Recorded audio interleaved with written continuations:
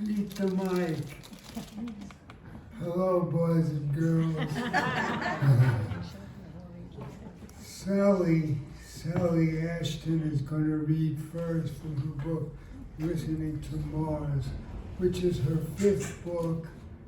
We've got a previous book, The Behavior of Clocks, on the table. It's an odd thing to say, but I think Sally, in this book, Listening to Mars, is extraordinarily present. I mean, there's a way in which a poet becomes the story told, or the argument made, or the description.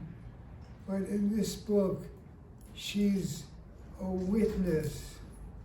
She's there with us to see the paradox, the enormity, as one of the cabillionness, the size of the world. And there are extraordinary poems. There's the comparison of landing on the moon to childbirth. There's just the listening to birds. There's the solitude of the COVID shutdown. There's an extraordinary world witnessed by an extraordinary poet. So let's give her a warm welcome, Sally Ashton.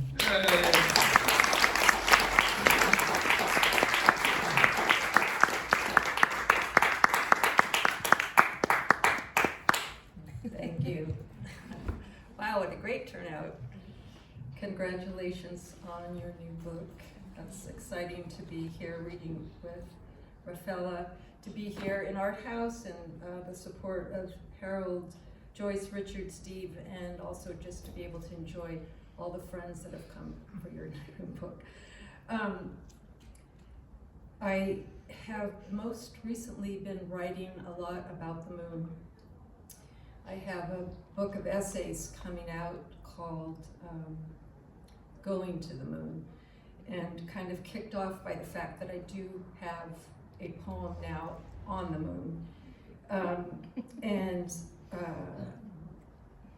What I want to do a little bit today is tell a story. Listening to Mars is like a chronicle of the pandemic, ish. It tries to reenact or to capture these things that we so easily and quickly want to put behind us, and yet which were so profoundly impactful for even, of course, our lives today and going forward.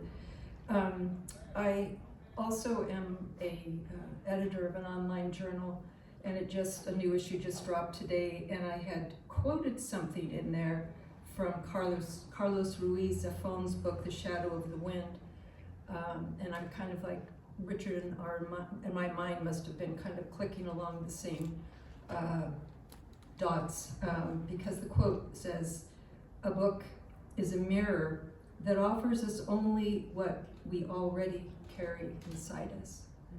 A book is a mirror that offers us only what we already carry inside us. And I think that's true of a poem.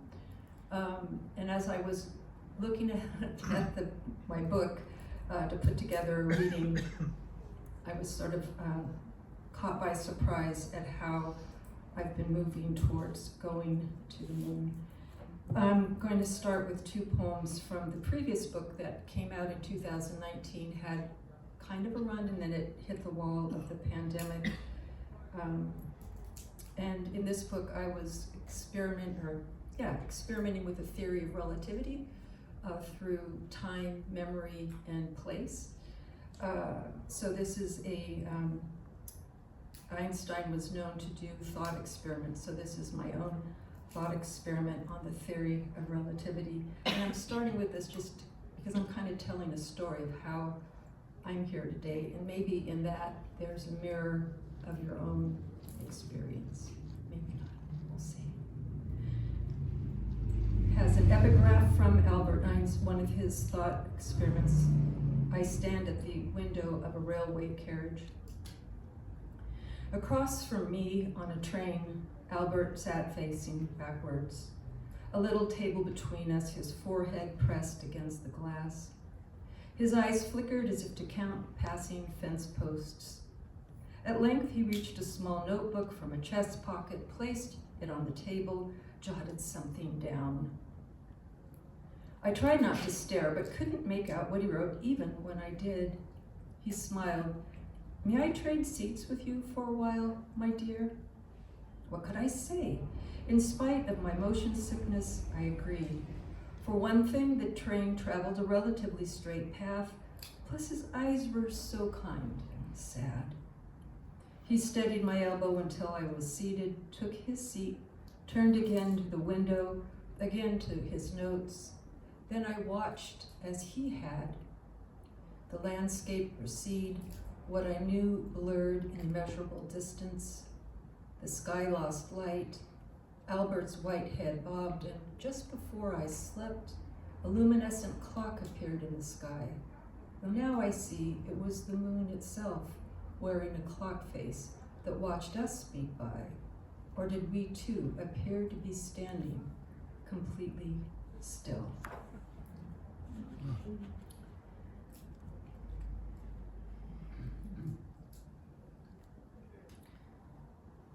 But when I flew to the moon, it was in a silver Studebaker.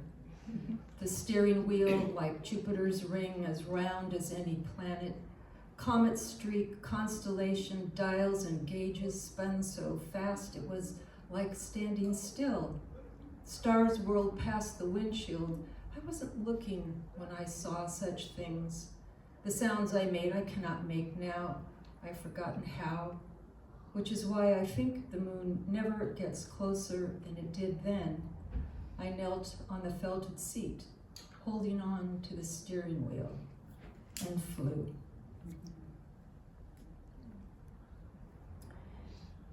So one form of poem that I really admire is the haiku, just for its brevity, its the gaps between the lines and the concision that can be very impactful.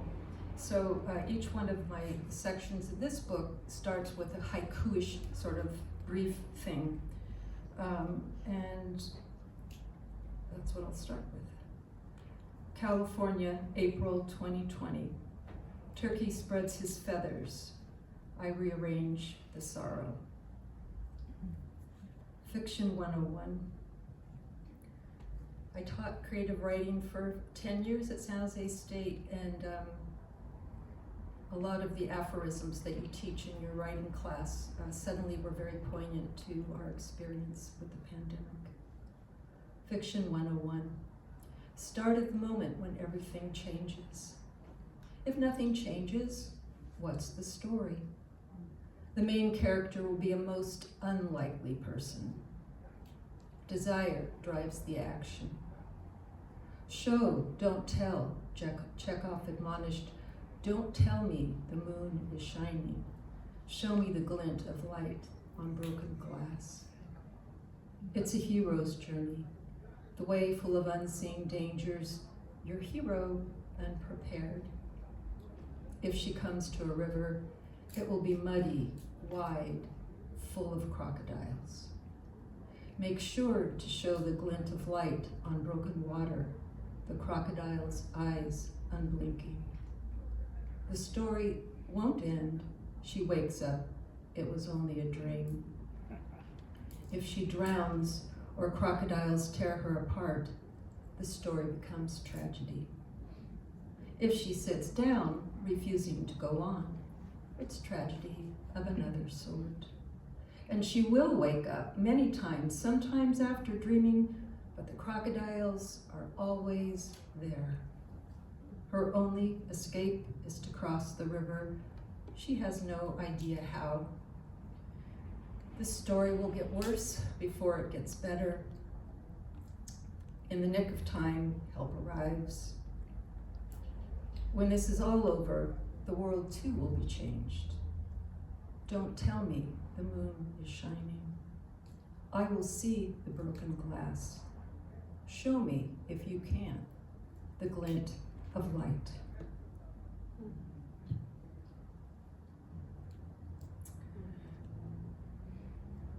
So I once had a professor who said that the action of myth is to make the world look like what it feels like. So look like in terms of the language you're using, the images you're picturing. And that was part of the action of this book, trying to create that sense of what the world was like. Transit. My house floats free under June's full moon, abandoned for the forest primeval. To live in a tent, build fires, listen to a river roar. I wanted things that make sense when someone dies. Left alone, the house also wept. Tears streamed from light switches, buckled the floorboard, seeped into the sheetrock the way grief cannot be mopped up nor contained. The way it remains soggy underfoot. The way it wouldn't flee from me, chased by flashlights, stars, and the dark shapes of bears. So I packed up my car, come home to my house, find it unmoored. I climb aboard anyway, captain of my catastrophes, of curled carpet and mildewed luggage, all hands on deck. Grief, a yellow-legged parrot perched on my shoulder, calling for crackers, digging its claws in at every lurch, the roar of many waters. Man overboard, everything rocking, even the moon going under. I lean against a window frame, the universe so vast, the sea so unforgivably wide. I think for myself, and maybe for some of you, as the pandemic closed in, the things that we could see from our window or whatever we were allowed to look out of became more and more essential, whether it was birds or the sky. That's kind of when I started really paying attention to the movement in the sky and also news about the movement in the sky. Lunacy. On clear nights, when I go outside and the moon is up, I call to it, Moony, in a high-pitched voice, the one I use for babies and the cat, calling as if the moon, swelled so fine, had appeared just to greet me. At such times, I'm not so lonely, thinking about the dead who no longer light up to see me, who won't hear me call out their names into the silences of space like a fool.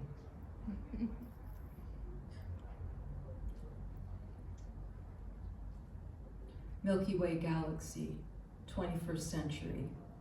While Earth kept turning, gravity held us close. It was a very fine planet.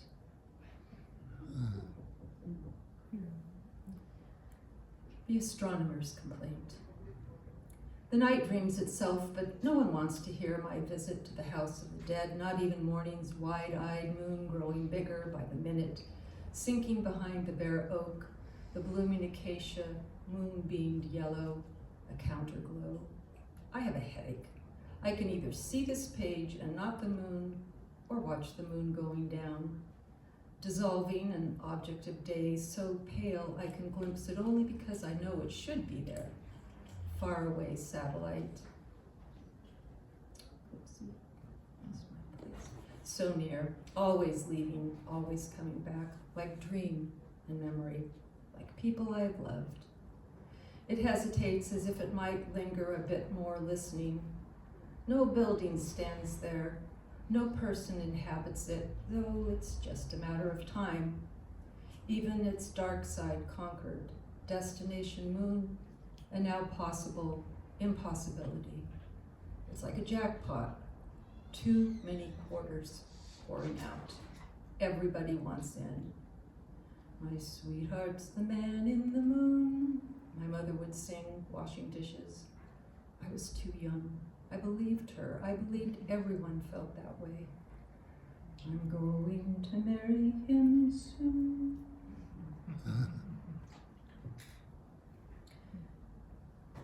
This new piece is, if you're familiar with haibun, it combines haiku with brief prose, and I always kind of play with these forms, so it's an extended haibun, and it fills in some of the moon-going gaps.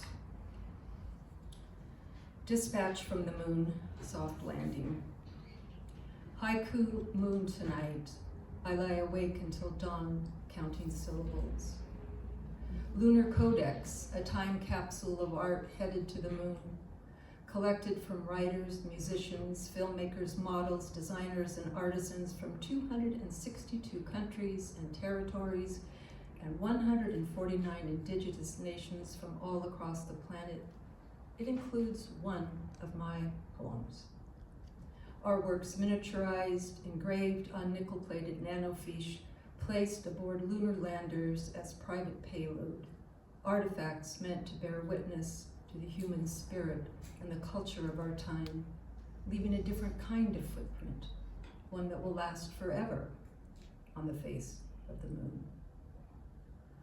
On a nighttime walk, our son's partner from the Scottish Highlands asks if the sky is lit by light pollution or the moon. She likes the glow, to be able to see the clouds at night. It's like our sky when there's a full moon, she says. And I wonder, I can always see the clouds at night here. Today's dictionary word, dictionary.com word, is argent, the moon's argent glow.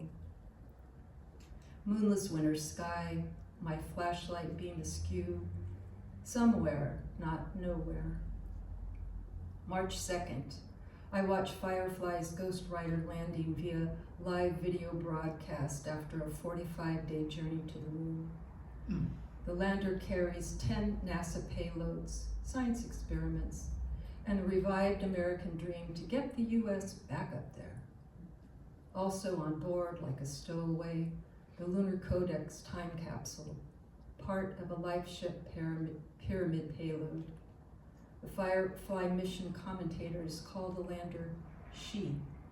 The chosen landing site, Mare Crisium, the Sea of Crises. A perfect touchdown. Later video shows its final descent, the lander throwing up puffs of dust and rock before she settles on the surface with a little bounce. I rewatch the video as if I had a family member on board. This is the way this administration keeps America first, dominating space, says NASA's acting director of the successful landing. We're doing this for the people. Crisis, the point of no return. Moon over water, moonlight on the pool, poem on the moon. 7 a.m., it's semi-dark out. The waning gibbous moon beams through my bedroom window, argent, so I keep the bedside lamp off for the moon's last minutes framed there, crossing in and out from behind a wattle of the hornbeam's bare branches. Waning gibbous, the right side now lost to the lunar night. Mare Crisium, the ghostwriter lander in my poem, plunged into a deep cold blackout for the next 14 Earth days, the length of one long day on the moon, the length of one equally long night.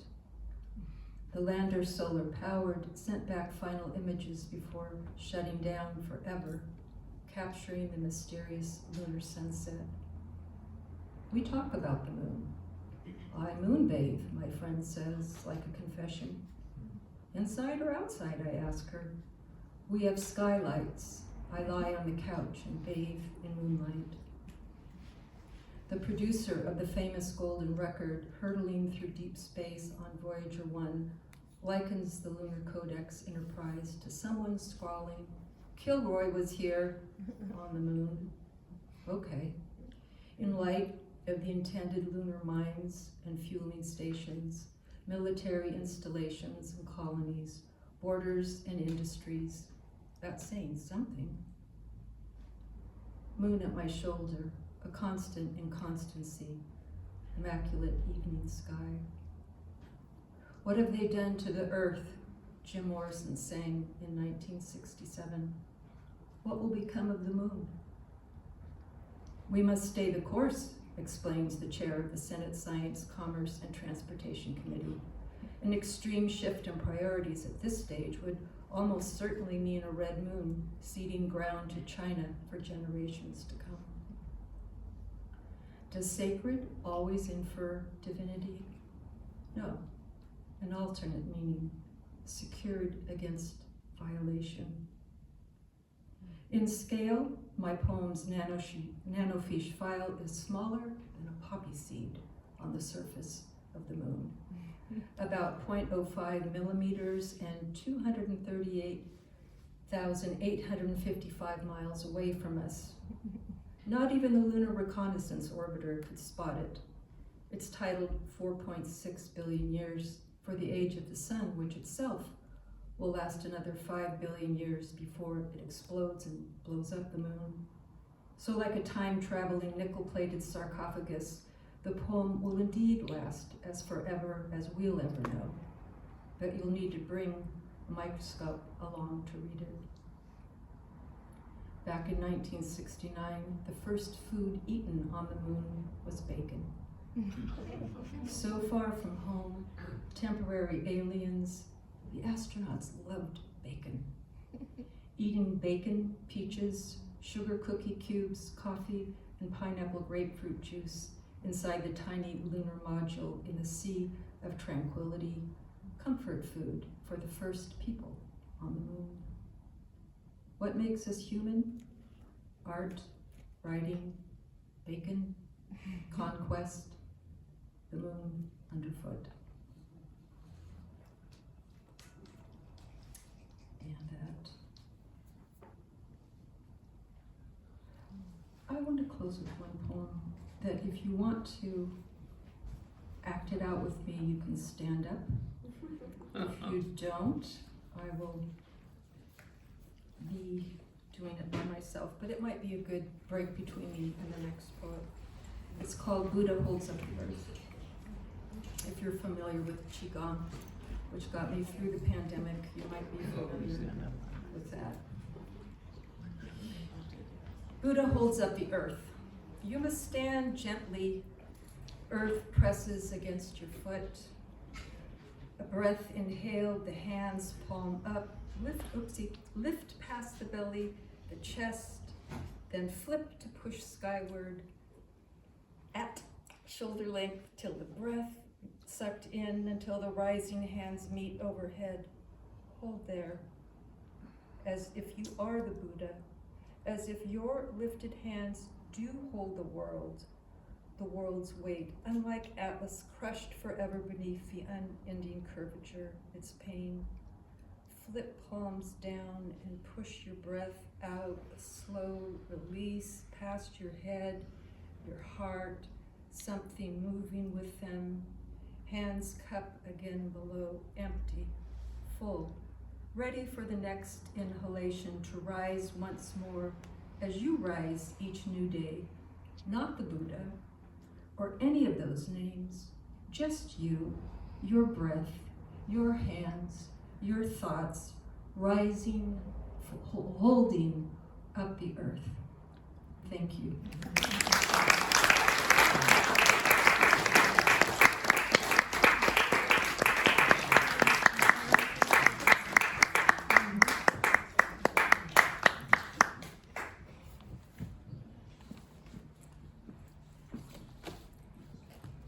Sally Ashton.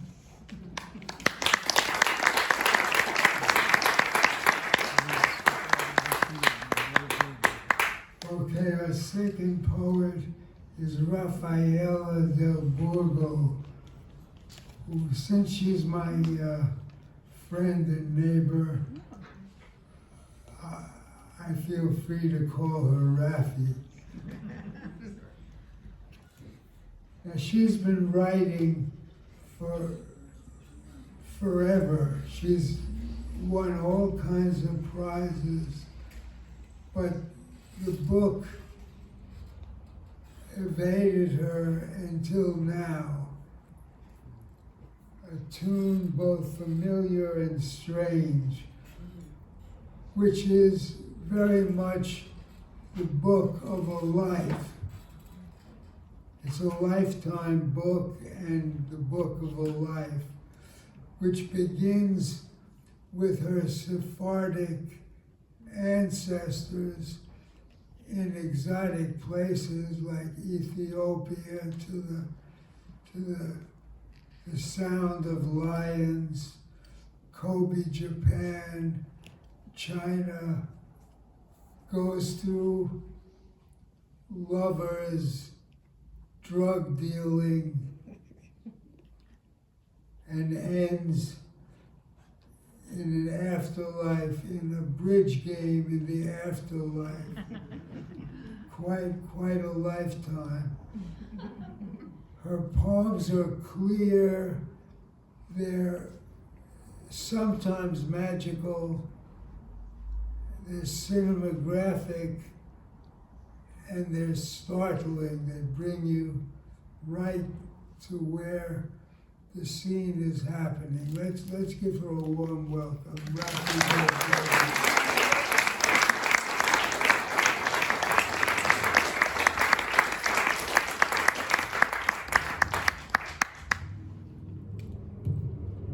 Thank you, Richie.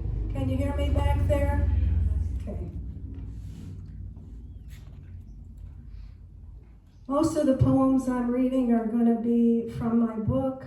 If you have the book, I am going to tell you what page they're on. If you want to look as you're listening.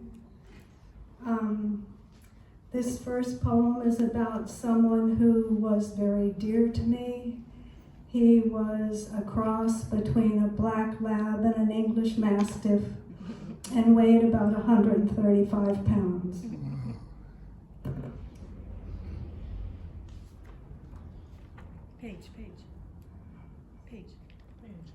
Page 107. Hank, off leash, point raise. We're at the end of the walk where the trail splits. Left returns to the parking lot, right slopes down to Tamales Bay. Hank, off leash, looks over his shoulder at me and I say, no, we're not going to the beach today. It is an April morning at the close of my 7th decade. The hills across the road are green from spring rains with brushstrokes of orange poppies and purple lupin. Overhead, a small celebration of clouds against an azure sky. And I feel the sting of sun on my bare arms and the backs of my hands.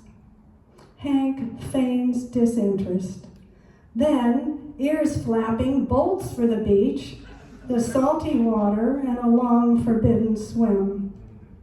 I follow, sit on a log to wait for him as ripples fan out along the shore.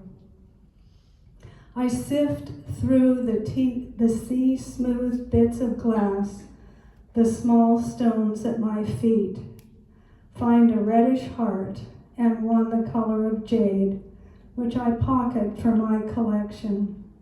Hank's tail wags as he bounds my way, rolls in the sand, then knocks against my legs, presses his cold nose into my face.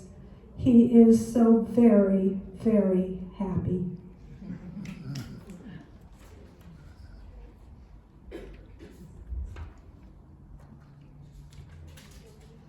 "72. I feel like we're playing bingo. I lived in Lower Longley, Tasmania for a while. This is called Winter, Lower Longley, Tasmania. With a butter knife, I scrape frost off the inside of the kitchen windows, and there they are again. Cow faces with dark eyes, noses breathing steam, feet stamping in the snow. Like the lamb from the farm up the hill and the black lab, they want to come in. They want to come in out of the cold into the house, which will be warm as soon as the logs catch. On the table, 6 ripe apricots blushed with sun, plump with sweet water all the way from California, flown in, then purchased at great expense from the one market in town. I open the door for the cat, then shut it quickly against the lamb and a possible cow stampede. I sip a cup of coffee with milk and sugar the way I like it.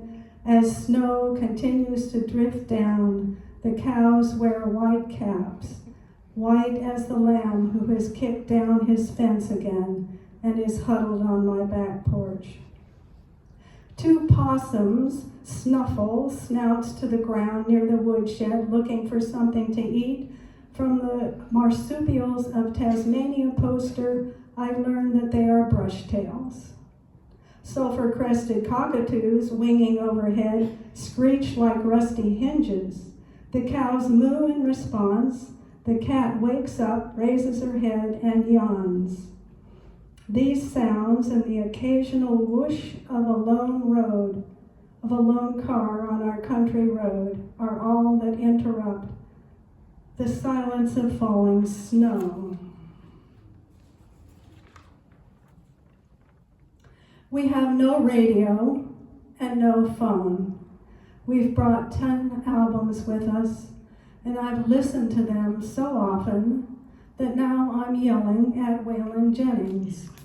Either go to the rodeo with Willie or grow up and stay with your girlfriend who's pregnant, but whatever the hell you do, just stop your damn whining. I slept all night, yet I'm so tired. My husband is dazzling them at the university, and I fear that the turn my life was supposed to take has already happened.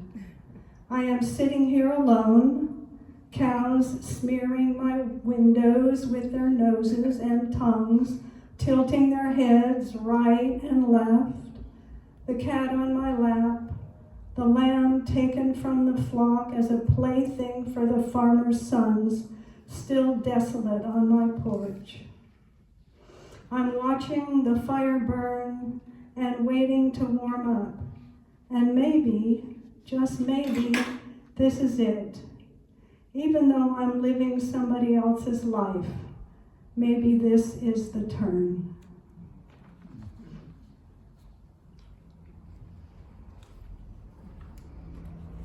Page 51.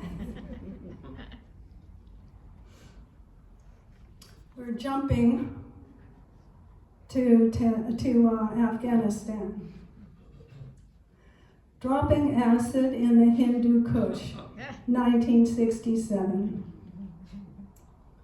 Early afternoon, we eat milky Afghan caramels, ignore the view below, the town, its river, the valley, lie instead on our backs, cobalt mountains, the enormity overhead, cloud parades, columns of Araby sheep, camels with bright ornaments, fanged and tawny cats, a lone Barbary falcon perched on a nearby outcropping, its cry sharp and piercing.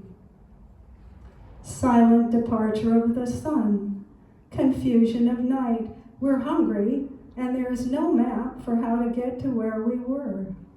The path, narrow and rocky, threads down into Kabul, through tiny villages, clumps of mud homes, dimly lit, a few laundry lines, a communal well.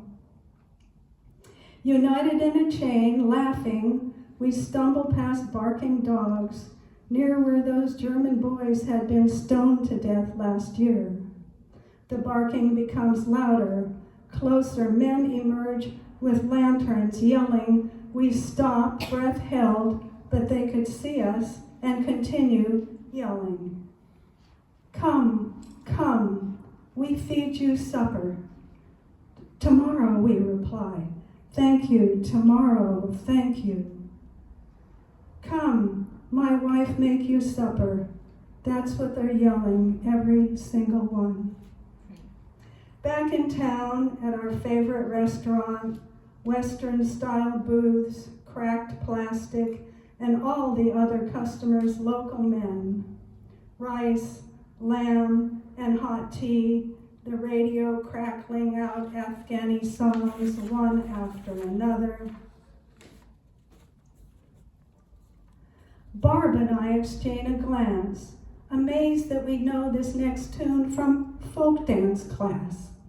We stand up, join hands, begin to tap step in the aisles, fast, complicated kicks and turns we never mastered in college. We are perfect. We are flawless, two bodies in unison, the music coloring the air, drifting up to the hookah-stained ceiling. When it's finished, we are still, panting. The men whisper among themselves as if we could understand and be insulted if they spoke out loud. We are so young and alien, two American girls eating in a neighborhood cafe with our faces, our ankles showing, holding hands and in front of men, forgetting ourselves in dance. How much time passes, many moments. One man claps, a second. Some smile, their teeth brown, several missing, and then they all give in and clap.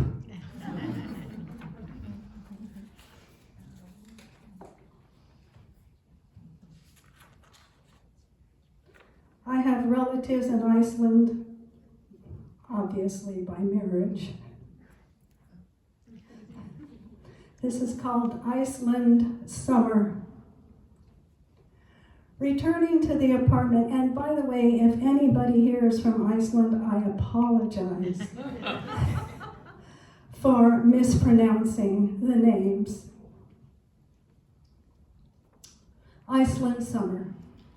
Returning to the apartment I rented in Reykjavik, I drive west past the fishing villages of Hofen, its channel to be navigated with care due to the shifting patterns of the shoals, the rocking boats, and the seafarers safe for now in the harbor. To the edge of Jökulsárlón, the bay where the glacier calves off into icebergs, some small as travel trunks, a few the size of a room. Some are celestial blue, some are banded with dark streaks of volcanic dust. The lagoon water licks at them, the tidal pull draws them slowly under the bridge, and much diminished, they sail off to be lost at sea. Past the black sand beach at Dirhuli, with its lava pillars rising up from the water, and an arch stretching out past the waves, which gives the area its name, the Hill Island with the door hole. 2 a.m., I return to my temporary home. I push aside heavy drapes to see how the midnight sun paints snow-capped mountains to the north with a light relentless and alien. Road-weary, overwhelmed by the landscape, at times bleak, at times beautiful, always unfamiliar, I collapse on the couch.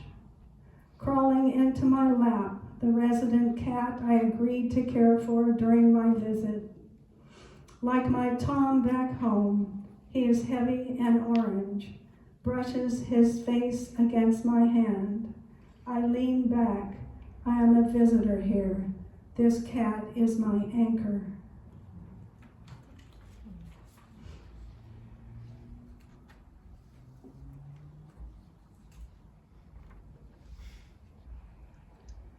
Gazelle in the Berlin Zoo, 1966. I return to the gazelle, pressed up against the bars, and she comes to me. My hand slips through, strokes the curving horn, bony socket of the eye. As long as I murmur into her ear, she will stay as close as the fence allows.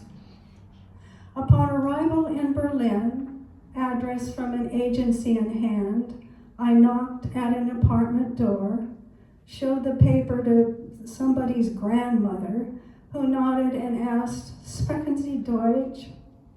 I shook my head. "Do you speak English?" "Nein." A silent moment passed. She shrugged, drew me into apples and cloves. I toured the city, returning each evening to the zoo. Last night, in Frau Schneider's warm rooms, we shared spice cookies and tea, the puzzle of broken language.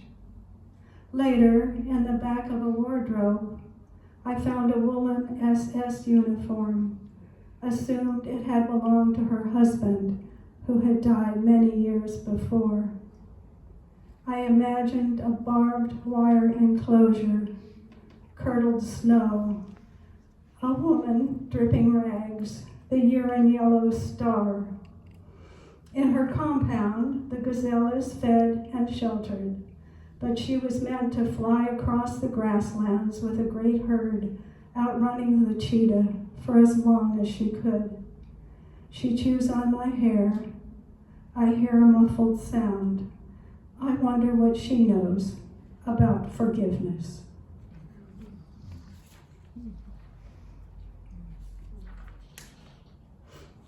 This is on page 98. Any of you have bingo yet? In a Berlin bar. Stella says at first, "I am not a lesbian." I say, "I'm not one either." On the stage, a full orchestra, warm 30s jazz. Men, mostly dressed in glittery hats and straps, dance with other men, and the women in three-piece suits, striped, and ties, dance with other women. The slender man I came with, who is not enough of a woman, or is too much of a woman, is dancing with Stella's pretty brother, who is dressed in red silk. Outside, winter snow. Inside, my friend laughing, head tipped back, his white throat exposed. Stella glances at him, says, "I have faith. God does not pay attention to what we wear. God does not make judgments about who we love. I've heard this before," and shrug.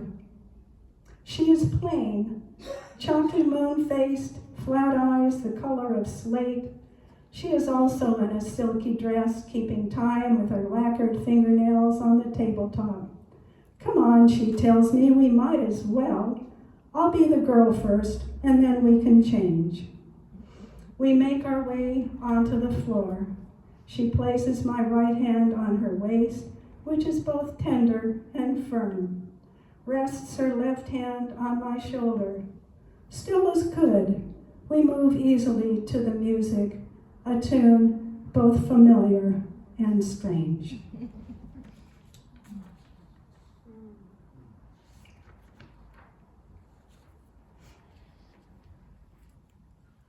Now we're in Liechtenstein. For Carl in Liechtenstein. Once, when he was doing research in Liechtenstein, the veranda doors rattled and Carl opened them to a quartet of drunken associates, a bally shoe heir, the king's interior minister, the representative of 400 shadow companies, and Carl's own physician in a $3,000 suit. He barred their entry, but they could see my red nightgown, undisciplined tumble of hair. It's true, we slept beside each other, although he never kissed my mouth or touched my body the way he did with those brief affairs, the 20-year-old boys he always yearned for. He came back to bed, sighed, and said maybe this would stop the gossip for a while. He told me about working with a Central American hill tribe. The villagers were frightened by him, a giant with blue eyes and hair so blonde and fine it was also almost invisible in certain light. They thought he was the devil. No one would give him information, and he had to abandon the study.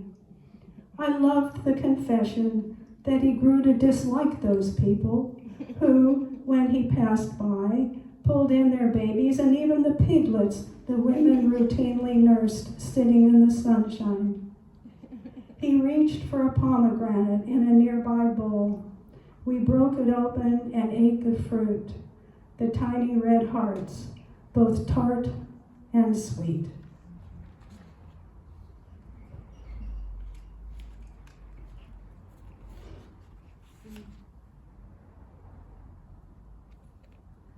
This poem just won the 2025 Allen Ginsberg Award, so I had to read it, right?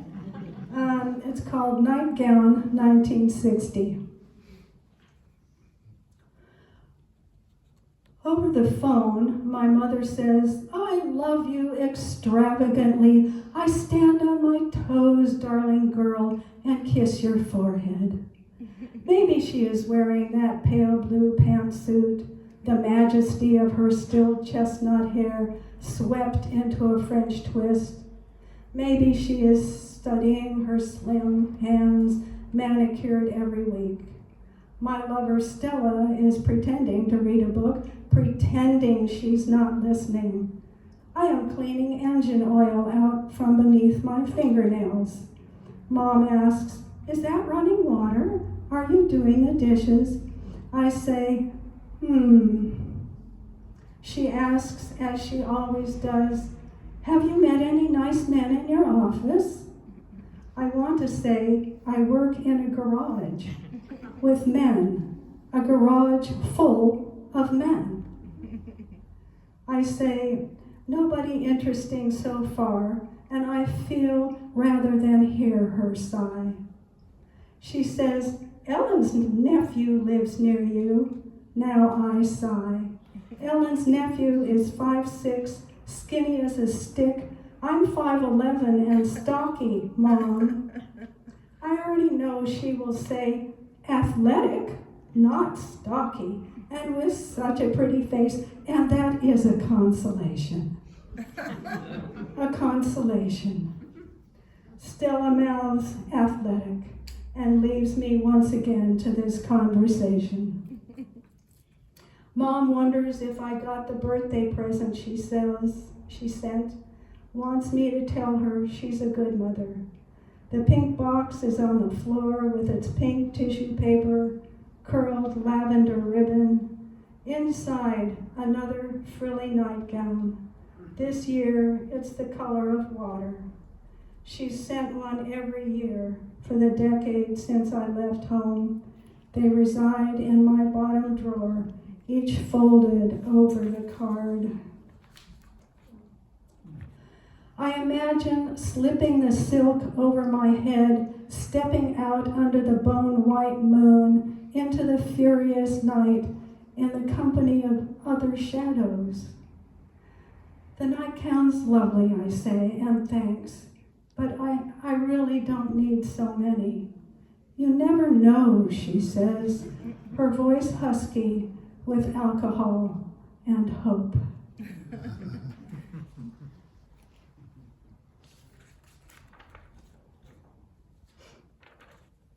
Lilacs. This is a persona poem in the point of view of somebody else.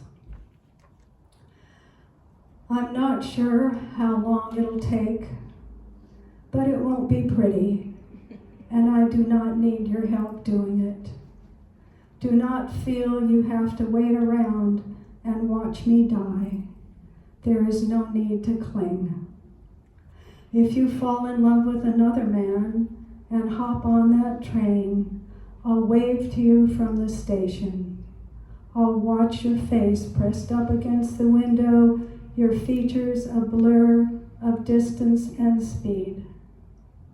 I'll go home and make a margarita, light a joint, slide into my hammock, dream of oysters on the barbecue, line dancing music and all my beautiful lovers. I will dream of the past.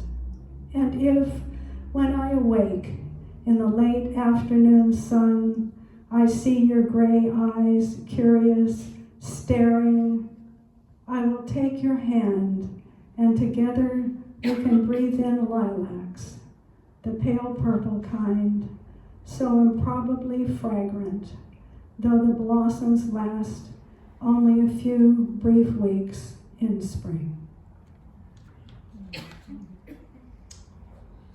This is the second to last poem, page 127.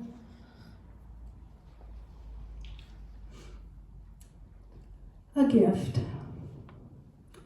Sometimes I remember to love how the moon organizes the oceans. Sometimes I forget to love. Sometimes I am so caught up being the wheel whipped around by life, I forget to be the still axis.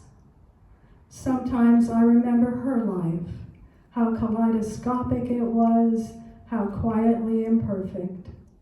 Sometimes I remember her long illness, her death. I wear her watch and feel her pulse beating in my wrist. My life, too, has been composed of tessellated bits, meals, trips, jobs, books, men I have followed like a gypsy, or one of those wind-up toys which hits a wall and careens off in another direction. Once, lying on the couch, my head on her lap as she brushed my hair, I heard her tell a friend, "Sometimes I think this is not my daughter. She is so dark and beautiful, so bright and so brash. The gypsies must have left her on our doorstep." Sometimes I forget she is gone.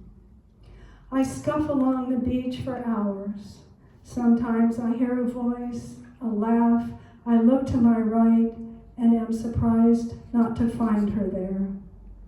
The wind blows black curls into my eyes, which tear up. I see waves of wild foam after a storm, fragrance of smoke-colored clouds against the sky, which has been rinsed to a sharp and bewildering blue. Overhead, a hungry osprey on the wing, glinting in her talons, a wriggling fish. She will tear it to pieces for her nestlings. I walk around a small harbor, sand gritty between my toes, and halyards ring against sailboat masts. In passing, a woman, a stranger, hands me an unbroken shell. It is conical, silver and rose, the colors of dawn. And this last poem, which I like to end with sometimes, is something that you really need to see as well as hear.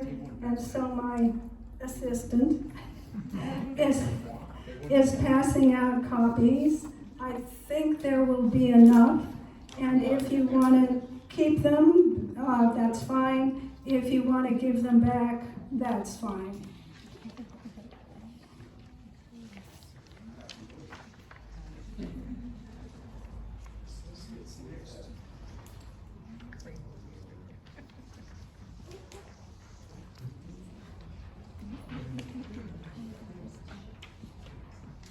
Did you have that big box of crayons with you when you wrote this? I did. I did have the big box of crayons, and actually I went online to the Crayola website, and I just printed out all of those colors, and there are so many.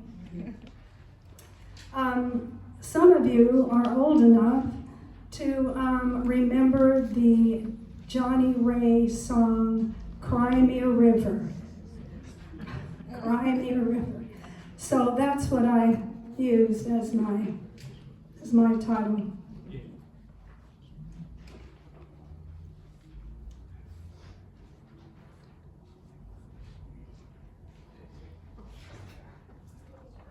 We good back there? Okay. Not yet, okay. It's like teaching a class and having handouts. You know. Everybody got one? Okay. Crayola Me a River. Once he read that book, threatened to join the Navy, he became so violent, I yellowed at him, blew him white through the green door. Let him eggplant himself in the dune grass of the Cape. Let him smoke, hope to steal the sky. This was no Sam-enchanted evening, newly minted in sunglow, sienna hair, cornflower eyes, no mulberry he'd come back in desert sand. No, he had the blizzard bittersweet, raw umber his clothes, try to carinary forgiveness, expecting me to blush, not to see him lemon. Didn't we have apricots, he asked me. Didn't we have orchids? Listen to me, I want all of you. As if he were polished bright as copper, as if he held a bouquet of carnations or had a wreath of mountain meadow daisies circling his burnished walnut, as if he were marvelous and his house not gaping-doored unfurnished, as if his tongue weren't gray, trying to razzle-dazzle rose me. I stood mahogany. He tanned burnt orange, hair burst goldenrod. Then he turned his back, started for the port. Sepium Mida almond, wisteria going. Yes, I remember hot magenta nights, icy pink and watermelon on the tongue. But I'm cerulean. Violets are violets. I frost and cannot forget. This'll be the end of it.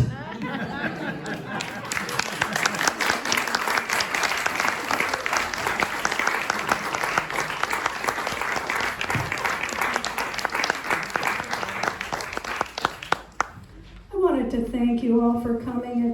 It's wonderful to see your faces. It really is.